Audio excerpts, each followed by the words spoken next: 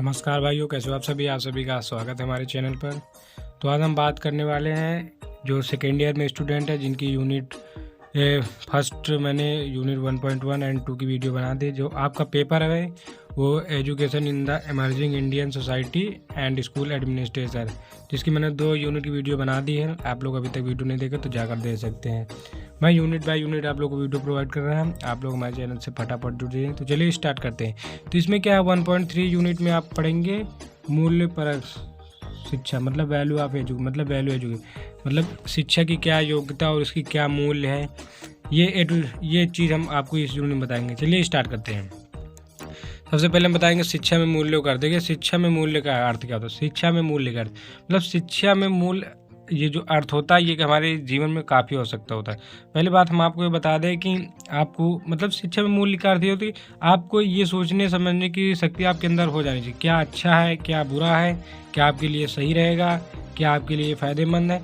मतलब मूल्य परक शिक्षा क्या होती है। मूल्य परक शिक्षा के परखना क्या होता है, किसी को मतलब आप जैसे कहते हैं मैं आपको परखता हूँ, मतलब उसका आकलन आप करते हैं। तो मूल्य परक शिक्षा का अर्थ यही होता है कि आपको यह समझने की शक्ति होनी चाहिए क्या अच्छा है और क्या बुरा है और क्या सही है क्या गलत है। इस प्रकार शिक्षा, लेकिन आजकल क्या हो चुका है, शिक्षा द्विमुखी हो चुकी है। द्विमुखी शिक्षा का अर्थ क्या होता है, जैसे एक द्विमुखी का मतलब 2 मुख, एक शिक्षार्थी और एक शिक्षक, जो शिक्षा देता है और जो शिक्षा लेता है, ग्रहण करता है। तो मूल परक शिक्षा के द्विमुखी मतलब 2 प्रकार की प्रक्रिया है, इसमें शिक्षार्थी और शिक्षक 2 प्रकार। तो आप लोग चाहे तो इसका स्क्रीनशॉट लेकर भी पढ़ सकते हैं। मैं आपको वैसे समझाते जा रहा हूँ। तो आप लोग अगर 10-10, 15 मिनट की वीडियो देखते तो आपको नोट्स बनाने की उतनी आवश्यकता नहीं होगी। जो आपको अच्छा लगे और इम्पोर्टेंट है उसको आप कॉपी में नोट कर सकते हैं। तो चलिए हम स्टार्ट करते हैं। देखिए, इसके आगे हम अगर बताते हैं कि मैंने बताया ना 2 अंग होते हैं, शिक्षार्थी और शिक्षक, 2 प्रमुख अंग होते हैं। शिक्षार्थी क्या होता है, मतलब शिक्षार्थी को हम देखते हैं कि बच्चा किस चीज़ को सीखने में ज़्यादा है। कुछ बच्चे क्या होते हैं कहानी मतलब स्टोरी को ज़्यादा लाइक करते हैं, कुछ क्या होता है टेक्निकल चीज़ें पढ़ते हैं, कुछ मतलब उसको हम देखते हैं उस बच्चे को किस चीज़ में रुचि ज़्यादा है, उसका उद्देश्य क्या है, उसका मूल्य क्या है। उसी हिसाब से शिक्षक उसे शिक्षार्थी को वो शिक्षा देता है। जिससे शिक्षक जब शिक्षार्थी को शिक्षा देता है तो वह उसका जो मूल्य होता है वो अपने मूल्य के द्वारा अपने लक्ष्यों की प्राप्ति करता है और अपने व्यक्तित्व का विकास करता है। इसमें क्या है, हमारे शिक्षार्थी मूल्य मतलब विषय वैज्ञानिकों ने कुछ कहा है उनके हम देखते हैं। तो मूल्य शिक्षा मूल्यों का अर्थ निम्न विशेषज्ञों द्वारा जान सकते हैं। इसका अर्थ क्या होता है वैज्ञानिकों द्वारा हम जानते हैं। देखिए, अल्पोर्ट का विचार क्या है। नंबर 1 अल्पोर्ट का विचार, व्यक्ति की रुचि का सापेक्षित महत्व और व्यक्ति की प्रबल इच्छा मूल्य का, मतलब व्यक्ति की इच्छा क्या है और उसका सही महत्व क्या है, तो वही मतलब मूल्य शिक्षा का मूल्य कहलाता है। तो व्यक्ति की रुचि और सापेक्षित महत्व व्यक्ति की प्रबल इच्छा मूल्य कहलाता है। तो ये अल्पोर्ट का विचार था। और फिर दूसरा क्या है, जॉन डीवी का विचार। जॉन डीवी का विचार क्या है, मुख्यतः मूल्य का अर्थ पुरस्कृत करना, सम्मानित करना, प्रशंसा करना, अनुमान लगाना ही मूल्य का अर्थ होता है। उन्होंने कहा कि मूल्य का अर्थ जो होता है, जैसे बच्चे ने क्या क्लास में टॉप करता क्या उसको प्रिंसिपल या क्लास टीचर द्वारा उनको पुरस्कृत किया जाता है, उनको सम्मान दिलाया जाता है। तो कहते हैं कि इनका अनुमान जो है कि शिक्षा का मूल्य का अर्थ है पुरस्कृत करना, सम्मानित करना, प्रशंसा करना। तो ये तब कब हो सकता है, जब आप अपने लक्ष्यों और अपने व्यक्तित्व का विकास करते हैं, तब आपको ये तीनों चीज़ पुरस्कृत, सम्मानित और आपकी प्रशंसा की जाएगी। और नंबर 3 क्या है, केन का विचार। केन का विचार क्या है,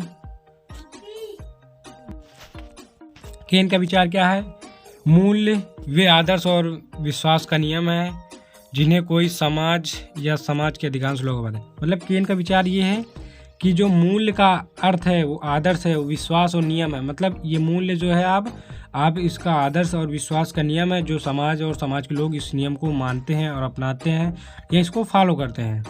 उसके आगे हम देखते हैं कि मूल्य परक शिक्षा के उद्देश्य क्या होते हैं, क्योंकि इसका उद्देश्य क्या है। मूल्य परक शिक्षा का उद्देश्य यह है, आजकल देख रहे हो कि वर्तमान समय में देखने को मिलता है कि मतलब बच्चे जो हैं वो समाज में जो पूर्वजों द्वारा जो बनाई गई संस्कृति है उसको अपना रहे हैं, बल्कि अदर, जैसे आप लोग देखते हो आपकी विद्यालयों में संस्कृत, जैसे क्या हमारी जो पुरानी सभ्यता है वो संस्कृत है। तो क्या आप लोग संस्कृत पढ़ते हैं, नहीं पढ़ते। तो इसमें क्या मूल पर शिक्षा का उद्देश्य ये है कि आजकल क्या धीमे धीमे जो सामाजिक मूल्य हैं उनकी क्षति होते जा रहे हैं, मतलब वो धीमे धीमे उनको छोड़ते हुए जा रहे हैं। मतलब इन मूल्यों को बनाए रखने के लिए और पूर्व वैभवपूर्णता गरिमामयी अवस्था को पुनः प्राप्त करने के लिए आज हमारे समाज में मूल परक शिक्षा की मतलब बहुत ज़्यादा आवश्यकता है, क्योंकि हम लोग जो अपनी प्राचीन भाषा है उसको हम लोग छोड़ते हुए जा रहे हैं, अपने मॉडर्न ज़माने की ओर जा रहे हैं। तो मतलब हमें क्या है, शिक्षा के जो मूल्य है वो हमारे देश की जो पहली परंपरा थी, पूर्वजों द्वारा बनाई गई थी, उसको हम धीमे धीमे छोड़ते हुए जा रहे हैं और हमें इस चीज़ को बनाए रखना चाहिए। तो ये क्या हमारे लिए बहुत ज़्यादा, ताकि हम अपनी संस्कृति को संजो कर रख सकें, मतलब उसको हम एक अच्छे ढंग और सुशोभित करके रख सकें। इसके लिए निम्नलिखित प्रकार है, मतलब इसमें क्या है मूल पर शिक्षा की, देखिए क्या है, जैसे क्या है, शिक्षकों एवं अभिभावकों का सम्मान। जैसा कि आप लोग देख रहे हैं आजकल के बच्चे क्या है, वो बड़ों का सम्मान करना नहीं जानते। बड़ों के प्रति आदर, जो सम्मानपूर्वक बात करनी चाहिए, कैसे उनके सामने रहना चाहिए, ये चीज़ बच्चे फॉलो नहीं करते। तो क्या है, मतलब शिक्षकों और अभिभावकों के प्रति सम्मान। आजकल देख रहे हैं विद्यालयों महाविद्यालयों में पढ़ने वाले छात्रों के मन में अभिभावक और अध्यापकों के प्रति आदर और सम्मान देखने को नहीं मिलता है। तो ये बिल्कुल सही है। आजकल देखते हो आपको, मतलब बड़े छोटे को कोई आदर कोई नहीं करता है। लेकिन पुरातन में क्या होता था, आप अपने बड़ों की बातों को टालते नहीं थे, उनसे नज़र मिला के बात नहीं करते। तो ये क्या थी, पहले के ज़माने में शिक्षक और अभिभावकों था, बड़ों के प्रति आपका जो सम्मान था वो था। लेकिन आज क्या है, आज सम्मान ये नहीं है। तो इस क्या ऐसे क्या समाज में क्या होता है कि मतलब जो हमारा कर्तव्य है उसको हम पालन नहीं करते। इसमें बच्चों की शिक्षा ये प्रदान करनी चाहिए कि ताकि बच्चे मतलब वैज्ञानिक शिक्षा के साथ साथ, मतलब ये नहीं आपकी साइंटिस्ट बन जाए, साइंटिस्ट बनना अलग बात होती है, लेकिन आपको समाज में कैसे रहना, ये चीज़ को आपको ध्यान। तो ऐसी शिक्षा भी देनी चाहिए कि जो हमारे समाज के लिए अच्छी हो, और समाज और अपने से बड़ों का आदर करना सीखे, एक दूसरे से बात कैसे करना सीखे, एक दूसरे के प्रति व्यवहार और सम्मानपूर्वक बात करें। तो ये क्या होता है, आजकल ये शिक्षा देनी चाहिए थी, लेकिन ऐसा नहीं है। तो इस शिक्षा के प्रति काफ़ी जोर दिया जाना चाहिए। अगर उसके आगे हम बात करते हैं निःशक्त गरीबों एवं पिछड़ों के प्रति दया भाव का। आजकल क्या होते हैं, बच्चे जो गरीब होते हैं उनके प्रति रिस्पेक्ट नहीं करते। तो क्या इस चीज़ को हमें, मतलब एक प्रकार से आप कह सकते हैं कि बच्चों को बच्चे स्वार्थी, क्या मनुष्य पूरा स्वार्थी हो चुका है। समाज भी अब एक प्रकार से समाज को भी स्वार्थी कह सकते हैं, क्योंकि इस कारण, क्योंकि अगर स्वार्थी हो चुका तो ये जो मूल्य पहले बने थे इनकी हानि, मतलब ये लुप्त होते जा रहे हैं।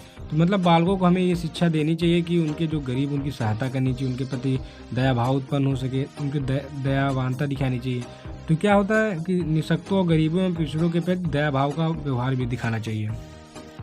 अगर उसके आगे हम बात करते हैं मानवीय मूल्यों का विकास।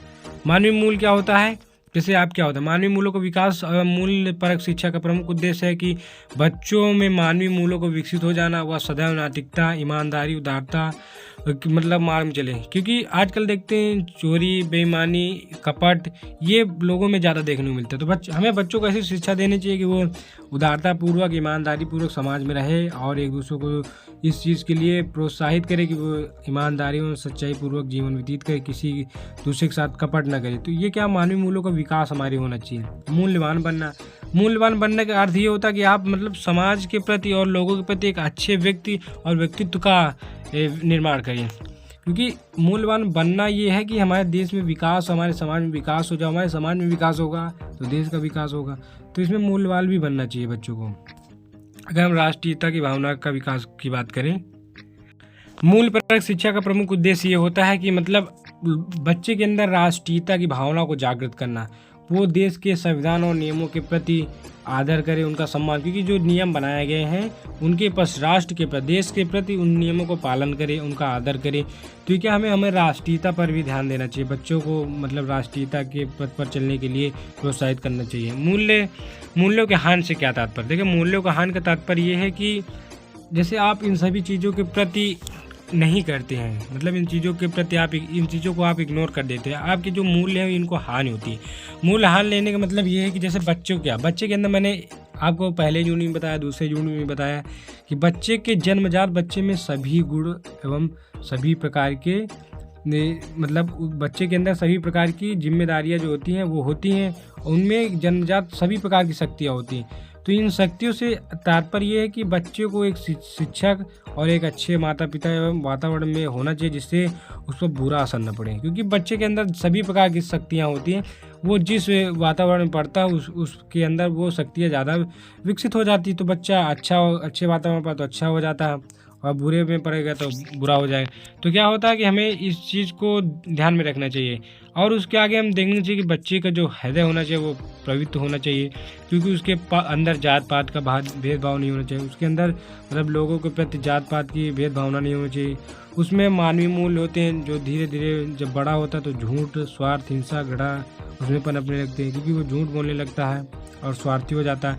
तो हमें इस चीज़ों को ध्यान में रखना चाहिए कि बच्चे के अंदर ये सब चीज़ें नहीं होनी चाहिए, क्योंकि अगर हम बच्चे को एक अच्छी शिक्षा देंगे और मतलब जो नियम बताए उस नियम पर वो बच्चा चलता है, उसके अंदर कोई दिक्कत नहीं। अगर उसके अंदर कोई दिक्कत नहीं होती है तो वो बच्चे के व्यक्तित्व और सामाजिक नैतित्व का विकास होगा, जिससे हमारा समाज और हमारा देश तरक्की करेगा। तो इस सब चीज़ों को हमें ध्यान में रखना चाहिए। तो ये जो था मूल्य शिक्षा के उद्देश्य एवं उसके क्या क्या नियम होते हैं और हमें क्या हानि हो रही, ये चीज़ें हमने इस यूनिट में पढ़ा। अगर इसके आगे हम बात करते हैं पूर्व माध्यमिक स्तर पर शिक्षा के उद्देश्य और लक्ष्य क्या होने चाहिए। पूर्व माध्यमिक स्तर पर शिक्षा के क्या मतलब जो प्राचीन काल में जो हमारी शिक्षा और मतलब जो प्रणाली थी उस पर हमें मतलब उनके जो नियम बनाए गए थे रूसो कामेटिव होवर द्वारा प्रभावित होकर हुआ था। सन 1961 में मैसूर के राज्य के पूर्व प्रारंभिक मतलब जो हमारे प्राइमरी जो इस स्कूलों की स्थापना की गई, पाठशालाओं की स्थापना की, उसमें क्या 3 से 6 वर्ष बच्चों को शैक्षिक आवश्यकता पूरा नहीं कर सकते। तो हमें क्या मतलब जो पूर्व माध्यमिक शिक्षा के उद्देश्य थे उन्हें हम बच्चों को शिक्षा के प्रति जागृत करना और हमें बच्चों को शिक्षा देना, क्योंकि जब मतलब शारीरिक विकास और मानसिक विकास स्वस्थ वातावरण को उपलब्ध कराना, बच्चों को उनको एक अच्छे वातावरण में विद्यालयों की स्थापना करनी जिससे उससे शारीरिक और मानसिक दोनों विकास हो सके। दूसरा क्या है स्वास्थ्य संबंधी क्रियाओं और आदतों का विकास करना। तीसरा सामाजिक गुणों का विकास करना। चौथा क्या होता है बालक में संवेदनात्मक विकास करना, जिसके द्वारा वो कहीं गई बातों को समझ और अपनी बातों को दूसरे के सामने प्रकट कर सके। पाठ्यक्रम तथा शिक्षण विधि की बात करें। देखिए पाठ्यक्रम की अगर हम बात करते हैं तो पाठ्यक्रम क्या होता है, जैसे आप कहते हैं टाइम टेबल क्या होता है, जैसे हम बताते हैं बच्चों को ये पढ़ाया जाएगा इस दिन ये पढ़ाए, तो हमें क्या है पाठ्यक्रम का बहुत ज़्यादा महत्व होता है। और शिक्षण विधि आज जो पाठ्यक्रम बनाते उस पर जो कार्य करते हैं उसको शिक्षण विधि कहते हैं। तो पाठ्यक्रम आप समझ चुके होंगे और शिक्षण विधि, तो ये पाठ्यक्रम और शिक्षण जो था आप लोग पढ़ सकते। उसके बाद पूर्व माध्यमिक शिक्षा का विस्तार, जो विस्तार था आप लोग पढ़ सकते हैं कि 1964 में दौलत सिंह कोठारी की अध्यक्षता में शिक्षा आयोग की बैठक हुई, जिसमें शिक्षा आयोग की बैठक हुई। इस आयोग में उन्होंने रिपोर्ट एक लगाया 19 जून 1966 को, जिसमें उन्होंने सुझाव क्या दिए थे आप लोग देख सकते हैं। राज्य के प्रत्येक जिले में पूर्व माध्यमिक शिक्षा मतलब प्रत्येक स्टेट में ये पूर्व माध्यमिक शिक्षा का विकास केंद्र की स्थापना की जाए। इस केंद्र में कार्य शिक्षकों को प्रशिक्षण देना, उनके कार्यों का निरीक्षण करना, फिर शिशु खेलों केंद्रों की स्थापना करना एवं विद्यालय की संबंधित की जाए। उसके आगे हम बात करते हैं इस केंद्र में शिक्षकों की शिक्षा प्रशिक्षण देना, उनको निरीक्षण करना, मतलब क्या शिक्षकों को प्रशिक्षण मतलब उनको ट्रेनिंग देना, उनके कार्य जो उन्होंने कार्य किया उनका निरीक्षण उनकी चेकिंग करना। शिक्षण केंद्रों में केंद्रों की स्थापना एवं विद्यालय संबंधित किया जाए, मतलब उनके बच्चों खेलने की व्यवस्था की जाए। नगरों के अतिरिक्त गाँवों में इस प्रकार के मतलब ये नहीं कि आप सिटी में विद्यालय, आपको गाँव में भी विद्यालय बनाना है। इस चीज़ों को आपको ध्यान में रखना है। इसमें क्या है देखिए आप स्कूल खोले क्या नर्सरी जैसे स्कूल खोला गया, मांटेसरी स्कूल खोला गया, शिशु मंदिर, ये क्या बच्चों मतलब गैर सरकारी अनेक प्रकार के स्कूल खोले गए। उसमें अगर फिर मतलब आंगनबाड़ी जो होता है सबसे छोटा केंद्र आपका आंगनबाड़ी। तो प्राइमरी शिक्षा के आपके उद्देश्य क्या है, इसमें क्या होता है आपको 6 से 14 वर्ष के बालकों को शिक्षा देना अनिवार्य कर दिया गया। उनमें क्या वो भी फ्री मतलब निःशुल्क व्यवस्था की। 1957 में भारत में अखिल भारतीय प्राथमिक शिक्षा परिषद की स्थापना की गई। प्राथमिक शिक्षा के विकास संबंध में उन्होंने केंद्र सरकार राज्य सरकार दोनों पर लागू किया कि मतलब आपको गांव में एक विद्यालय बना जिसमें 6 से 14 वर्ष के बालकों को शिक्षा दी जाए, वो फ्री शिक्षा दीजिए। प्राथमिक स्तर पर विद्यालय जो बने कक्षा 1 से 5 तक के, इसमें 6 वर्ष की आयु बालक बालिकाओं को प्रवेश होता है। इसमें शिक्षा की उम्र 5 वर्ष की होती है। प्राथमिक शिक्षा का सुधार और प्रसार, उनमें क्या हमें प्राथमिक जो शिक्षा थी उन्होंने जो कोठारी कमीशन था उसमें उन्होंने फिर से सुझाव दिए कि मतलब इनमें क्या हो 5 वर्ष की प्राथमिक शिक्षा की व्यवस्था की जाए। मतलब 1975-76 में 66 में जो उन्होंने दिया था, फिर उन्होंने बताया कि प्राथमिक जो विद्यालय होंगे उनमें 5 वर्ष की प्राथमिक शिक्षा की व्यवस्था की जाए। आपको मतलब प्राथमिक विद्यालय मतलब गांव से ज़्यादा दूर न हो, 1.5 से 3 किलोमीटर के बीच में स्थापित हो। तो ये था आपको प्राथमिक शिक्षा के उद्देश्य। तो आप लोग इनको भी अगर चाहे तो स्क्रीनशॉट लेके आप लोग पढ़ सकते हैं। तो चलिए मिलते हैं नेक्स्ट वीडियो में, तब तक सभी भाइयों को राम राम। अगर आप लोग टेलीग्राम चैनल से नहीं जुड़े तो उसका लिंक डिस्क्रिप्शन बॉक्स में मिल जाएगा, वहाँ से जाके आप लोग जुड़ सकते हैं, जहाँ पे PDF और स्पेशल एजुकेशन से जुड़ी रिलेटेड जानकारी आपको शेयर की जाती है। तो चलिए मिलते हैं नेक्स्ट वीडियो में। अगर अभी तक चैनल को सब्सक्राइब नहीं किया तो छोटा सा लाइक और सब्सक्राइब कर लीजिए। तो सभी भाइयों को राम राम।